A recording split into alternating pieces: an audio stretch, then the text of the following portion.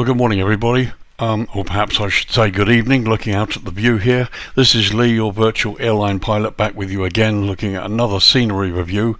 Welcome to all my subscribers and to any new viewers. Thank you for watching. We are in the United States and we're in the state of New Mexico, and you're looking at Albuquerque International Sunport. It's Kilo Alpha Bravo Quebec. This is a payware scenery by Tropicalsim, and this is version 1.1.0 for the PC version of Flight Simulator 2020. Download size is 325 megs and it installs actually just over a gig. It's 1.08 gigabytes. Currently available from Sim Market.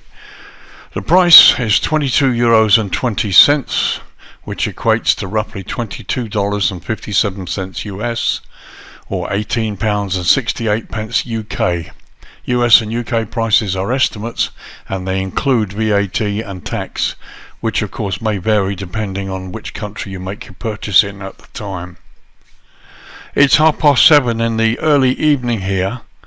This is August 2022 when we do this review. As you can see, it's a beautiful, stunning location with the mountains in the distance there. The airport elevation is over 5,000 feet, so it's quite an impressive place. And lots going on here. I've been a fan of Tropicalsim stuff over the years. I bought their series for FSX and P3D. Nice to see them continuing now to work into the new simulator. And this airport is really quite nice. The reviews are fairly favourable from Sim Market customers. I should say there's no internal modelling in any of the buildings, but actually there are a lot of buildings. And pretty much everything on the field here has been included. There are some little surprises here and there, but actually it's a really good product, and I would be very happy flying in here. The real question, I think, will be the price, but we'll talk more about that later. Let's bring the lighting up a little bit and start talking some history. Okay, this airport has quite a long history and quite a bit to get through here, so let's get started. Albuquerque International Sunport, Kilo Alpha Bravo Quebec, is the primary international airport serving the Albuquerque metropolitan area in the US state of New Mexico, as well as the larger Albuquerque Santa Fe Cities complex. It is located in Bernalillo County, New Mexico, between the Rio Grande River and the Sandia Mountains east of the Old Town Albuquerque and Barrelas, 3 miles or 5 kilometers southeast of downtown Albuquerque. Nearby to the south lies the University of New Mexico, and directly to the west the Sandia National Laboratories and Kirkland Air Force Base. The airport serves as a focus airport for Southwest Airlines and is also served with flights by Advanced Air, Alaska Airlines, American Airlines, Boutique Air, Delta, Frontier Airlines, JetBlue and United. Cargo airlines serving the airport include Federal Express, UPS, Empire Airlines, a FedEx feeder carrier, Ameriflight, Amazon Prime Air, which is operated by Silver Airways, and South Aero. The city of Albuquerque is also the center for the Air Route Traffic Control Center for Zulu Alpha Bravo, or Albuquerque ARTCC, and the airport is designated Class C airspace with additional military operations area classification due to the connection with United States Air Force runways. Albuquerque was first served by 2 private airports. The first, Albuquerque Airport, later known as Oxnard Field, opened in 1928, and the second, West Mesa Airport, later known as TWA Airport, opened in 1929. The first airlines to serve the airports were Transcontinental Air Transport, or TAT, Western Air Express, and Mid-Continent Air Express, all inaugurating service in 1929. At first the airlines operated from Albuquerque Airport, but within the first year had moved to West Mesa Airport, where they stayed for most of the 1930s. TAT and WAE Airlines merged in 1930 to form Transcontinental and Western Air. Mid-Continent Air Express service was replaced by Varney Speed Lines in 1934, and 3 years later Varney changed its name to Continental Airlines. In 1935 it was suggested that the city build a new public airport using Works Progress Administration money. Having secured over $520,000 in US in funding, Governor Clyde Tingley broke ground for the project in February of 1937. Albuquerque Municipal Airport opened in 1939 with 2 paved runways, a Pueblo-style terminal building designed by Ernest Blumenthal, and a massive hangar designed to accommodate the new Boeing 307 Stratoliner, which was operated by TWA.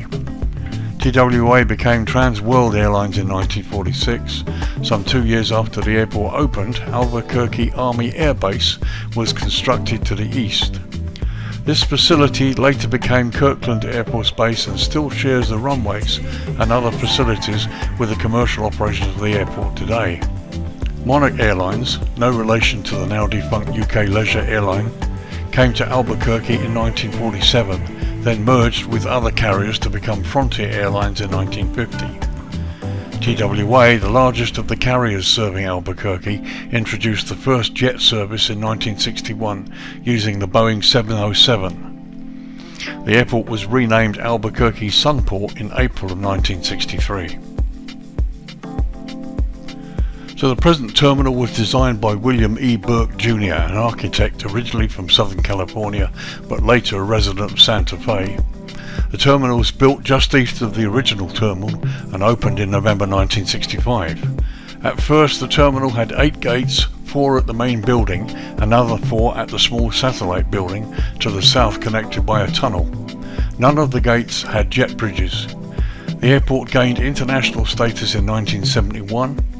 And the terminal has been expanded several times, the first in 1973 when a west wing was added with a large gate and jet bridge able to handle the new wide-bodied aircraft. TWA used this gate to introduce the Lockheed L-1011 TriStar jetliner to Albuquerque in 1974 with flights to Chicago. After the airline deregulation legislation was passed in 1978, a flood of new airlines came to Albuquerque. The West Wing was expanded in 1980 with 3 more gates, all of which had jet bridges and were used extensively by TWA and several new carriers.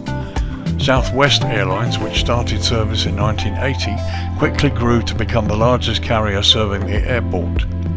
Southwest used the old gates 1 and 2 at the main terminal and installed 3 ground-level jet bridges at the other 2 gates. Several fixed-base operators handling general aviation have operated at Sunport over the years, the largest being Kabq Aviation, which traces its roots back to the original Albuquerque Airport in 1928. Kabq relocated to the current Sunport grounds in 1947, operating from a large hangar on the southeast corner of the terminal ramp. An all-new general aviation facility was constructed on the south side of the main east-west runway during the mid-1980s, and the Kabq hangar was torn down for terminal expansion of 1987 to 89. A new United States Post Office facility and a new freight function facility and air cargo ramp were opened in 1990. In 2001, a new off-site rental car facility was opened and all rental car operations were moved out to the main terminal. The old terminal of 1939 has been restored and houses offices of the Transport Security Administration, or TSA. The old terminal was added to the National Register of Historic Places in 1988. The master plan drafted in 2002 lays out both intermediate and long-term projects of the airport, including construction of a second terminal when traffic demands it. The runway 1735 closure and removal recommendation was based on safety, noise abatement and the cost of upkeep. Because runway 1735 intersected all 3 other runways, it ran the highest risk of runway incursions, and the runway was closed in the summer of 2012, and the tarmac is used for taxiing aircraft and for firefighting training, with the fire target aircraft located at the north end. Configuration of the other 3 runways in conjunction with the typical wind conditions experienced here enable Albuquerque to handle departures and landings much more efficiently. And finally, with the closure of runway 1735, approximately 75 acres of land just northeast of the terminal complex became available for development. The city of Albuquerque has initiated a project called Destination Sunport to promote the area as an emerging business hub supporting collaboration among Albuquerque's research and development community and the global marketplace. Development of the business park began in December 2018, with 3 phases estimated to be completed over 5 years. So there you go, as extensive history with this airport, lots that's happened to it over the years.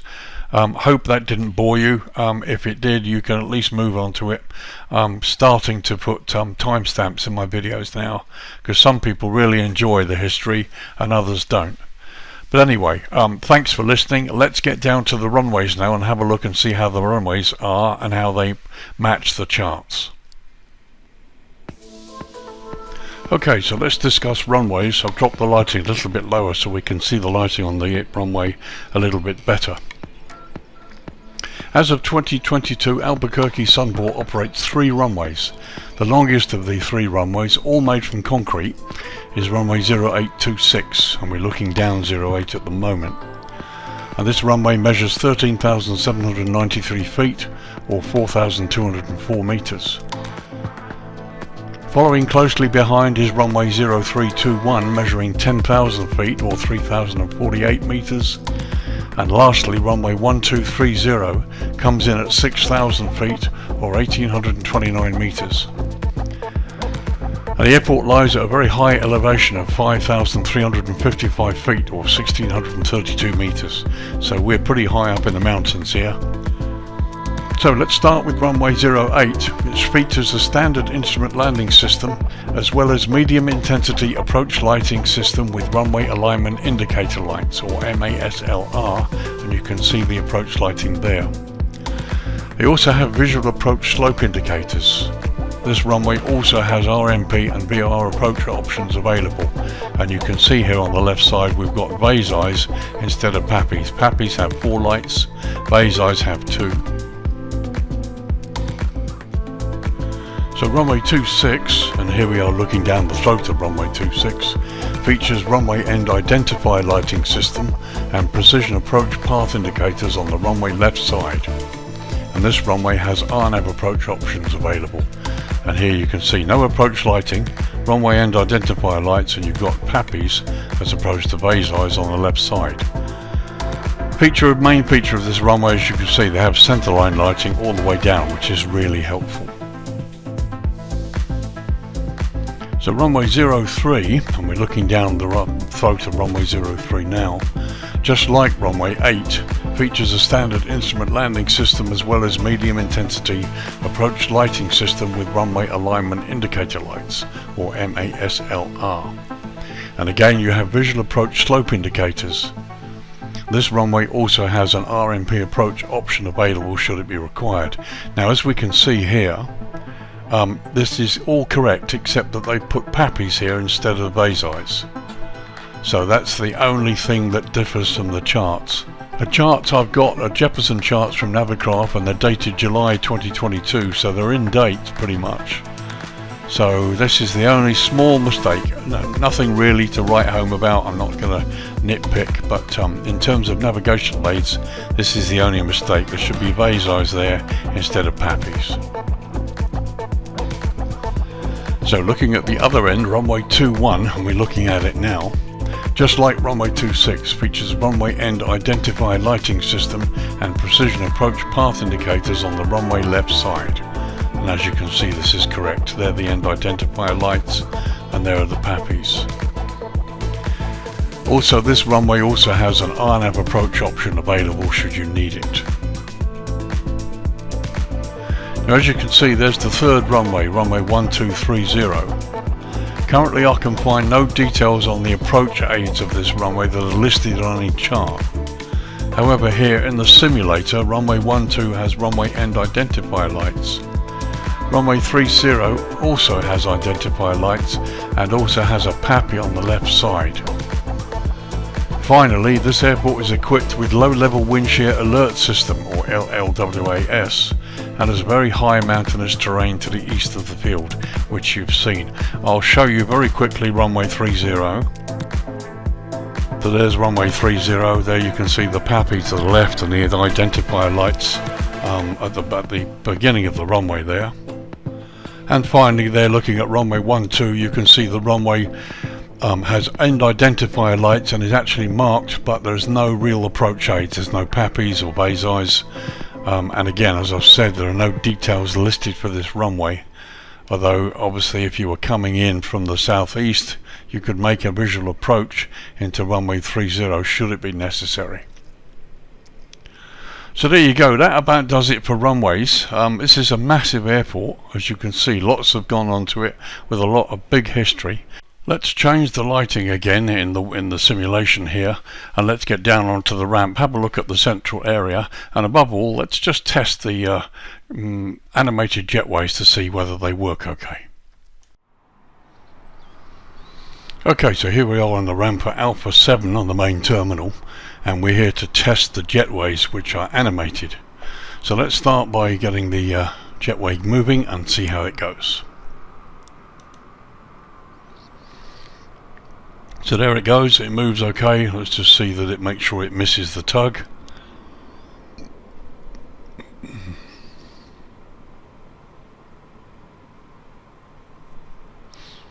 That's fairly smooth. Okay, so it goes right up to the door. It does puncture the skin. Unfortunately, this is common with many jetways, but that's okay. The jetway itself looks pretty good, and of course we managed to avoid the tug. So let's disconnect it.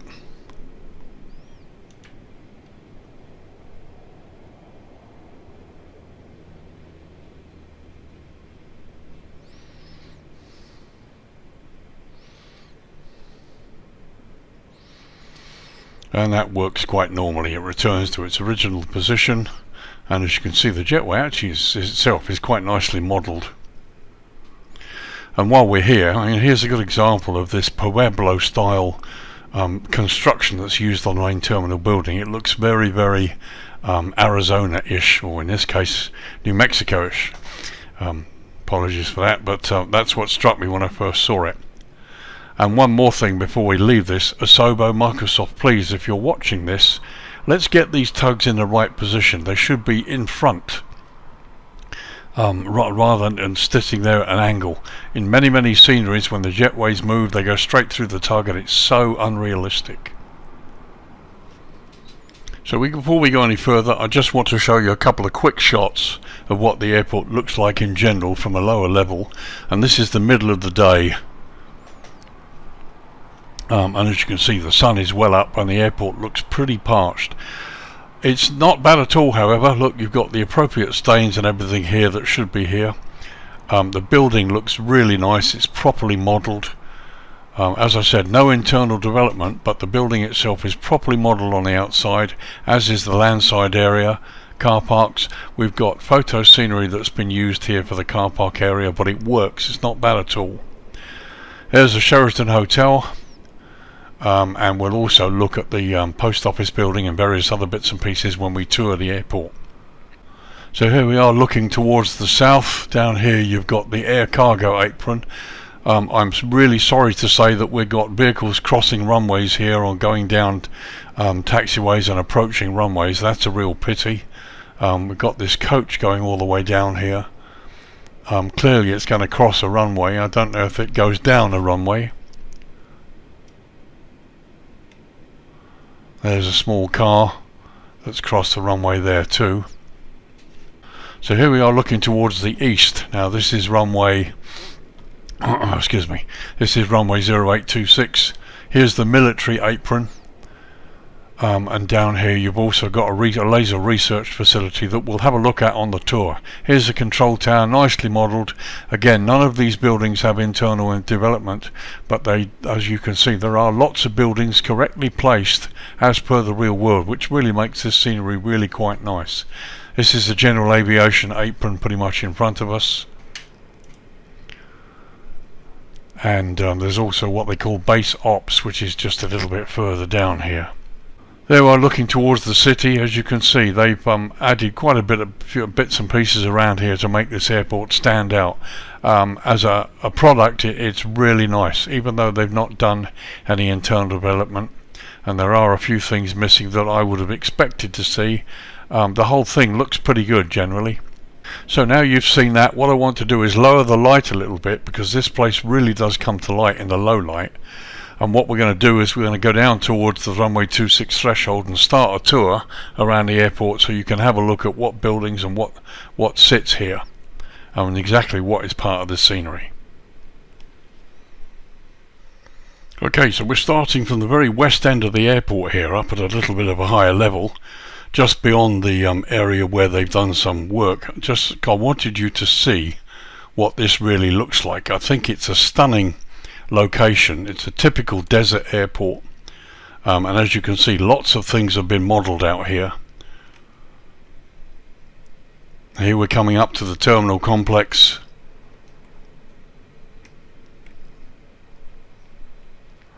Car parks there. There's the Sheraton Hotel. As you can see, nicely modelled. The roads are nicely done as well. Really pleased with that. Let's have a look at it from the other side. And there you go, nice view of the hotel. Car parks nicely delineated, lots of palm trees as you would expect here, and there's the swimming pool. And this whole area has been really nicely done. It's just you know, the foliage is nice. You've got road signs here, we'll have a look at those. So here we are looking towards the main terminal from Landside. Here you got your road signs and the roads, the lights, and here's the main terminal complex. Here you got your cars going backwards and forwards. Looks a little unrealistic when you get up close, but from higher up it looks a lot better. And looking here towards the other end, this is the western end of runway 08, and you can see there's more work being done here. We'll have a look at this as we come round. And again, another shot there showing you the road system and the hotel and everything in the distance. So I've decided to lower the lighting because this airport really does look good in the low light. You've had a look and see how sort of brash it is in the high sunshine, as it were. Let's start our tour. As you can see, the buildings are really nice, the lighting is beautiful, very subtle, and even though there's no real internal modelling here, the lighting is really quite good. No real problems with the Sobo glows or anything like that. Here's the main central area. Parking's going to be no problem at all. And this is typical of the sort of buildings we're finding on or near the airport. Here's the word Albuquerque written along there. This, I believe, was the old terminal that's now the offices. We just track away from that. And there's the other side of that building. Really, really nice.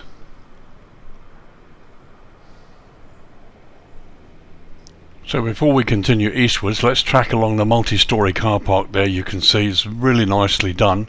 There's the landside part of the terminal.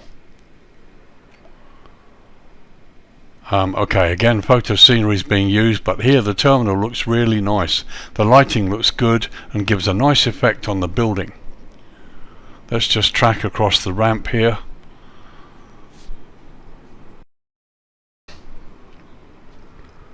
As you can see, lots of attention to detail. Actually looks really good. Clear signage, everything looks really nice. So as we head out towards the runway here, you can see lots of vehicular traffic. It's a pity that they enter the runways, that's a bit of a bugbear for me. However, there you can see ground signage looks good. We've got runway centerline lights. Now let's come up a little bit, and here we go towards the control tower. And this is what they call base ops there, just to the left. It's part of the general aviation area too. And you can see the buildings are really nicely done. They've included lots of bits and pieces here that make this kind of come alive. Here's the control tower and the complex nearby. Nothing inside the tower, I might add, but it's lit there so you can see that in the dark. Now we're coming across to the military apron. And again, some stunning details, lots of clutter, bits and pieces around the ramp that make this place look really nice. The only thing that's missing here really, as we come up to the main military ramp here with the big hangars, I would have expected maybe to see some aircraft, some statics, some military statics, helicopters maybe. However, we're not seeing any military aircraft on the ramp, or just a few vehicles, none of which appear to be sort of military per se. But the buildings are excellent and nicely modelled. Again, ramp's done really good, and just lots of bits and pieces around the airport here to bring it to life. There's a lovely ambience about this place. There you've got an aircraft which is basically photo scenery. There's another one somewhere else somewhere, which is a pity. Would have been nice to have that removed and have something put on the ramp. So here are the hangars on the other side of the military apron, again nicely detailed, and here you've got some lovely lighting. And it looks good in the daytime too.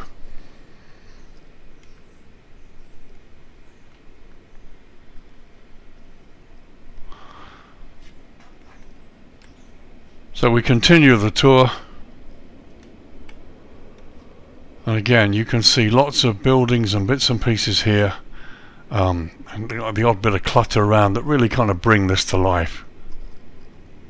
So this is Apron E, where the military operations really are. And again you can see the buildings are really nicely done, but there's a real lack of anything military lying around to indicate what this place is. Although the modelling is lovely, and as is the lighting. Let's just go down this cul-de-sac. Have a look at the bits and pieces here. You know, there's just loads of detail, loads of clutter, loads of little buildings and things that have been added that just bring this place to life.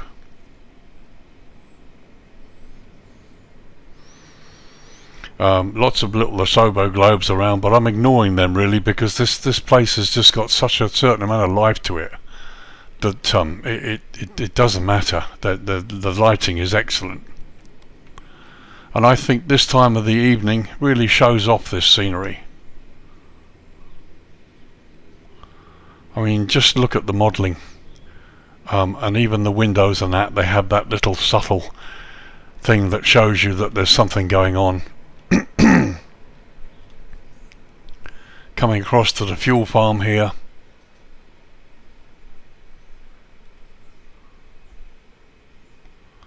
and again you've got lights there that are giving the proper light source, and again it's attention to details. It's just some beautiful things. Okay, a couple of cars stuck through the fence there, but that's literally nitpicking, nothing serious. But this is really, really nicely done. It just looks nice. Okay, as a pilot you're never really going to see this much. You might look at it on your way into land or take off, that's about it. But it does look lovely.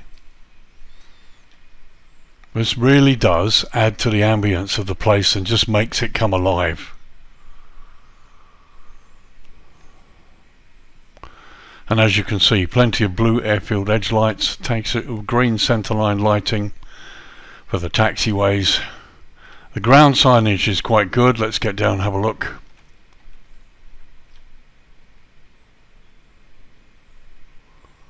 Appropriately placed, and it all looks really quite nice. So there's the threshold of runway 26.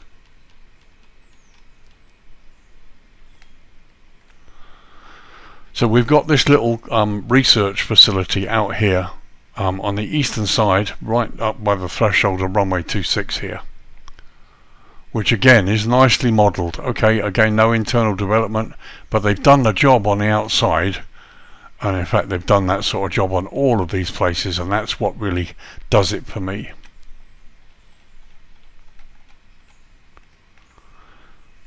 So there we are, the Richard W. Davis Advanced Laser Facility. This is what sits on the far eastern side of the airport, just by the threshold of runway 26. A little close-up view there, and a little view from the other side. As you can see, nicely done, lots of attention to detail here, and I think it sits really quite nicely, despite the fact that it's sitting on default photo scenery. But then bear in mind that the United States Bing data has been updated. They've done a photogrammetry job on this particular country recently, so that's probably why this works.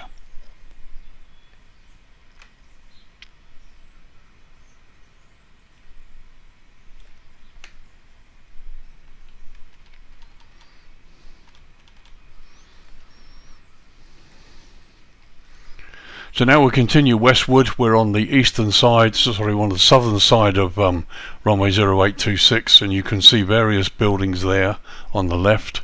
Again, these are all on the charts. Speed up a little bit. Now this little bit here is called the arm-disarm apron. I'm not really sure what that is. If anybody knows, let me know in the comments. And we continue our tour just past this pad here.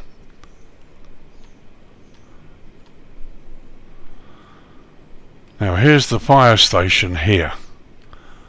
The only problem is I can't see any fire engines. I'm just going to lift the lighting up because on the left there you can see the aircraft that they practice with fires on, and you probably see it better in the daylight, so I'm going to bring the lighting up for you to see that. So there you go, you can see the aircraft there that they do the fire training on. And there's a closer look, and again bits and pieces that clutter around here that just make this look really good. So again, according to the chart, this is the fire station, but yeah, I can't see a watchtower, and nor can I see any fire engines, so maybe this is or isn't, I don't know, maybe they've moved it. According to the chart, there are actually two fire stations. There's one supposedly that we passed by the military apron, but I didn't really see that at all, and there's this one. But anyhow, there we go. Let's carry on.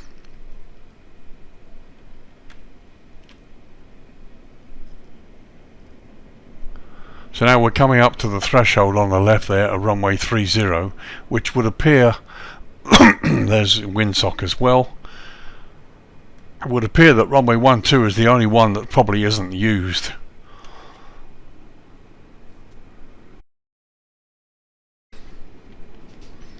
Now here is what's left of the old runway 1735. There's the threshold of 35s, no longer in use. This is actually now used as an apron run-up, probably for prop-driven aircraft. And there it is looking in the other direction towards what would have been runway 17. Up in the far distance there. So we'll continue across here towards the threshold of runway 03. Just so you can have a look. We'll stay with the daylight. I just love the terrain around here. It looks very, very desert, very Arizona or New Mexico-ish. That's probably not the right thing to say, but it really does have the atmosphere and ambience about it. There you got the entry point onto the runway, the ILS thing on the left there. Let's spin it round and come up the taxiway. So this is the air freight apron on the terminal here. And again, nicely modelled, and I can attest to the fact this looks really nice at night as well. All of these buildings are really nicely lit up.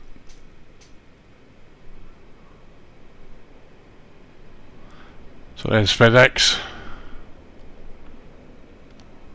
and this end I believe is UPS. Yes, there it is. And again, some nice little cargo lifters, bits and pieces there that just make this look right. And if we go landside, look, there are the trucks and trailers. It's very, very nice. There's a car park. Again, as I say, this looks really quite nice at night.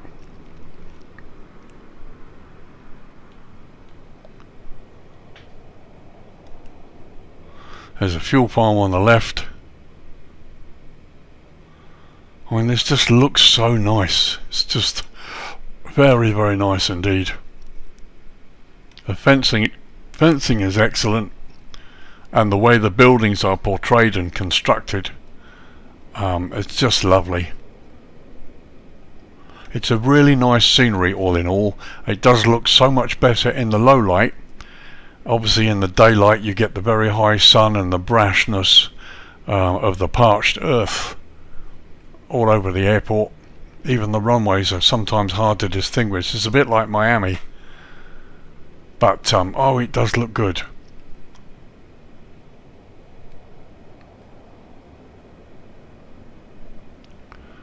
It's just everything is very nicely done. The buildings are weathered. Here we are, general aviation area. This is Qatar's building there that's been moved, and there you've got a very nice Beechcraft King Air.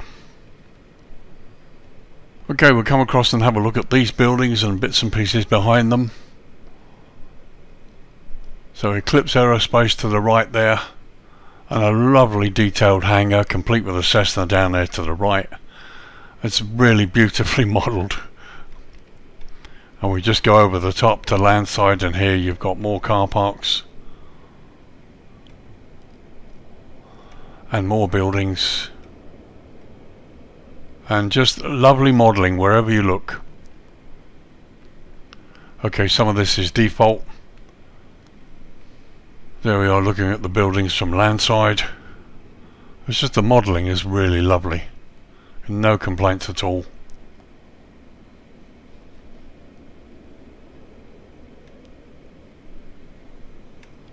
So we're crossing the threshold of 08 now to look at one or two of these other buildings here. I believe the post office is somewhere here. Trying to remember exactly where it is. But as you can see, look at the details. Beautiful.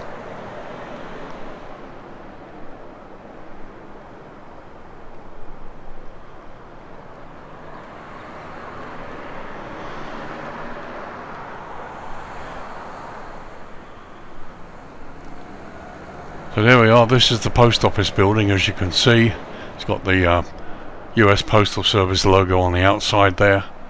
Again, really nicely done. There's a shot of the building Landside from the other side of it. Very, very nice indeed. So there you can see there's the old terminal in the daylight, and it just all looks great, especially with the traffic there. Let's go and have a close look Landside of the main terminal, so I didn't see that very close up before. The foliage and fauna, palm trees, really look nice. Road signs are good.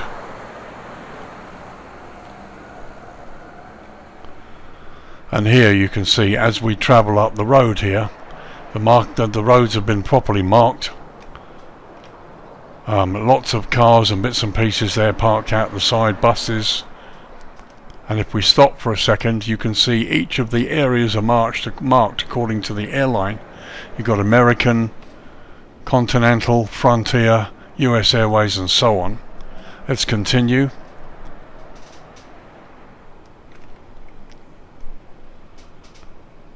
I mean, the whole thing is really nicely modelled. Look to the left, the multi-storey car park looks brilliant. Down there, look, you've got a height warning on the side of that exit point there. In fact, let's just follow it down here. Oh, this is lovely. It's really nicely done. And here you can see the signs just go on. It's excellent. I'm slowly getting to like this scenery more and more, even though there's no internal development and probably lots of things are missing that perhaps would be nice to have seen. The rest of it just really makes up for it, I tell you. Solar panels. There's the Sheraton sitting nicely in the sunshine.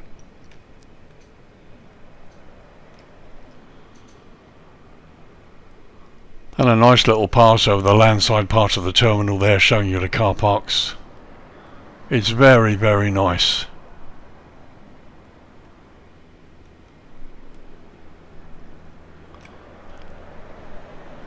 So I'm going to stop here and we're going to turn the light right down so you can have a look at some of the night lighting. We've already seen some examples, but I just want to see what the terminal looks like, and then we will go up to the aircraft stand where I'm parked and have a look at the part of the terminal that matters for you pilots.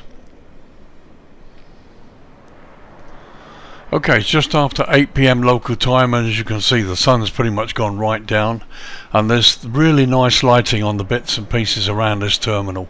Here you've got the windows that are done that give the illusion of bits and pieces going on inside.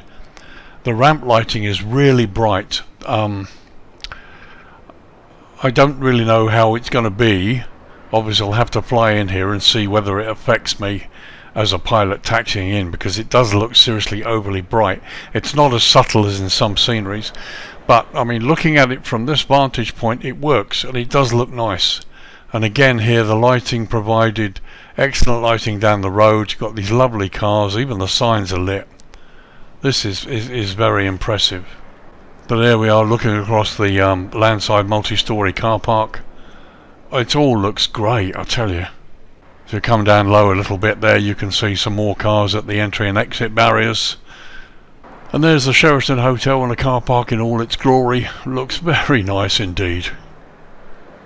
So we've just come up a little bit to show you an overhead shot there. It all looks great. I just love the atmosphere. There's a wonderful ambience about this airport, the way it's been lit. So let's go down to the aircraft stand where I'm parked and have a look at the lighting around the stand's airside. Okay, so here we are then, back on Alpha 9. As you can see, the stand is really well lit. Actually, now I get this close to it, it doesn't look as bright and as washed out as it did a moment ago when we looked from the other side. So the lighting is probably just about right. I love the oil stains all over the tarmac here. All the signage on the ground here is properly delineated. You've got little bits of lighting down here showing you underneath the terminal where the baggage dollies go, and bits and pieces like that. So a little close-up look at the airside part of the terminal there. Got a couple of people, a couple of baggage guys there. Again, clearance signs, stairs, moving stairs, and the underside of the terminal there looks really good. Everything down to these clutter boxes. It looks very, very nice. And there's a quick shot from inside the under part of the building there, looking outwards, just showing you what it looks like. It's really impressive. So a close-up look at some of the signage here. This is taxiway Alpha and Charlie. Again, you can see the signs are nicely lit from within. They're placed on a plinth. They look very, very good. I just thought we'd have a really close-up look at this sign. It's great. It's very, very nice. So there's a slightly higher level shot of the main terminal central area with my aircraft parked there, and you can see the runway, taxiways, signage, all looks really good. Let's bring it right down to night time and see how much it changes, if anything. Okay, just after 9 PM local time. As I said, this is August 2022, it's the summertime, and as you can see the lighting has come up some more, but the airfield itself looks fine. And the rest of the subtle lighting looks really good. Again, from this position, that ramp looks really washed out and bright. But let's go down to the aircraft level and see whether it's better. So once again, a shot at lower level, and you can see the lighting has changed. It's still plentiful, it's still just as it needs to be, but it actually doesn't look so brash when you get up close. So it's something perhaps I need to be aware of when I look at various sceneries and think perhaps they're a bit washed out. They're clearly not. So there's a high level shot looking across the terminal towards the Landside multi-storey car park. Got the Sheraton Hotel in the background, and lots of other bits and pieces, and the city of Albuquerque in the distance, all nicely lit up. It's really stunning. So finally, let's bring the lighting up to dawn and see if we can get this lovely mountain view again. So 6:30 in the morning, and we're looking east towards the rising sun, and as you can see there's still lighting there which is about to disappear. What I'm going to do is change location so I can look to the west and bring the sun up a little bit more. So here we are a little bit later in the morning, looking actually towards the north, and as you can see the sun is coming up nicely and lighting up the areas of the airport. There's the main terminal complex in front of us. And we're looking west there. You've got some of the hangars down to the left, and that's on the lower right is the threshold of runway 08, and you've got runway 12 threshold next door to it. Okay, lastly, 7:45 in the evening, and here we're looking towards the mountain range across the terminal area. You've got runway 08 threshold to the lower right there, and the Sheraton Hotel to the left, and you can see this beautiful glow on the buildings. And time really to sort of wrap this review up. There's quite a lot of things to see and explore around here, much which I haven't really touched on, but I didn't want to make this review too long. But it is a lovely scenery. So the pluses, there's a beautiful ambience about this airport. It's not a huge download. It's been developed by a well-known developer, which gives me a lot of confidence. And the modelling work is of really high quality. No complaints about it at all. They've modelled pretty much everything you could think of on the airport. Okay, I've not been here myself, but just looking at the chart, pretty much everything on the ground chart that's showing is modelled on this airport, plus a few bits and pieces around the outside. And it all works. It gives such a nice ambience and atmosphere to this airport. A couple of nitpicks that are nothing serious. I'm not going to talk about the internal development of the buildings because clearly they've decided not to do that, but the outside of the buildings have been modelled so nice that you can kind of forgive them for that, really. Little things like the post office building and the old terminal, just the modelling is lovely. It's all there. But the only things I think really, okay, you've got the military apron, but they've got no military aircraft there.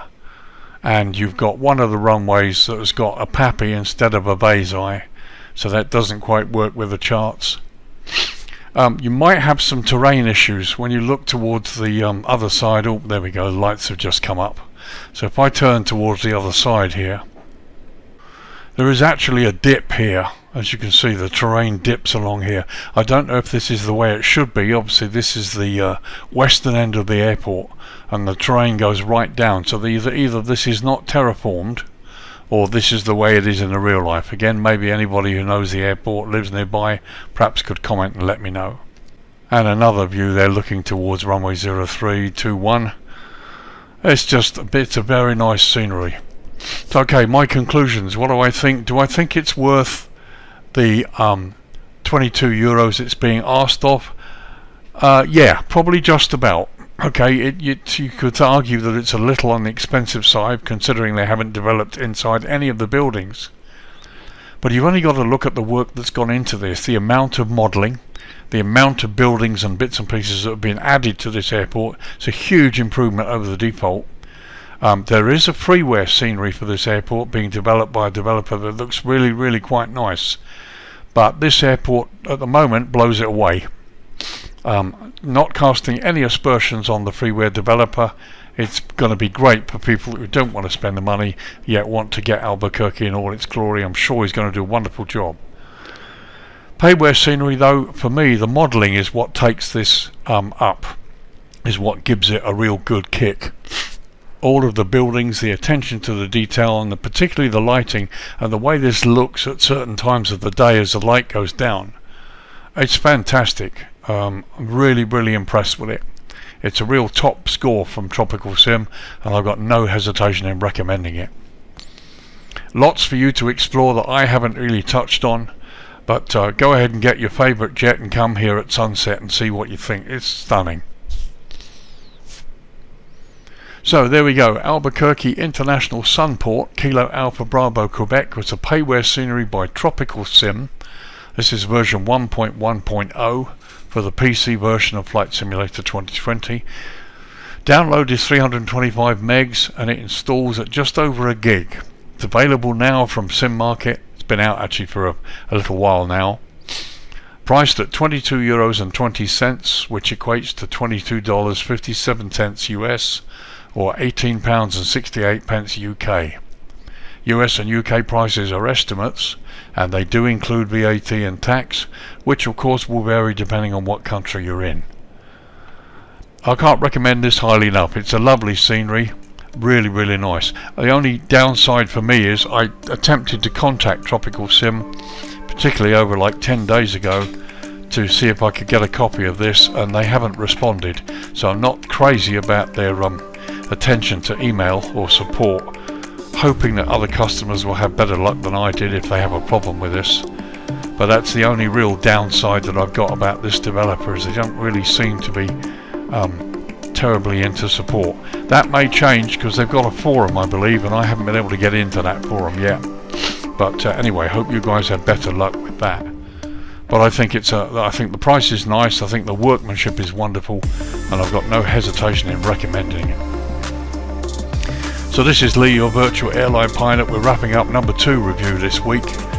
Thanks for joining me. I hope you enjoyed it, and if you were on the fence about whether to purchase this or not, I hope the views that I've given you will let you see some of this airport that perhaps are not shown in Tropicalsim's own screenshots.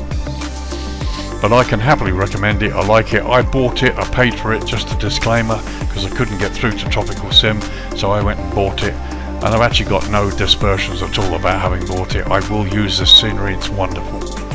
It's in a beautiful location, and probably a nice place to visit in the real world if I ever get the chance. So thanks for joining me. Appreciate you being with us and supporting my channel, and thank you very much to all the new subscribers. Thanks for being with me. I will see you in the next upcoming video coming later in the week. You take care. Bye bye for now.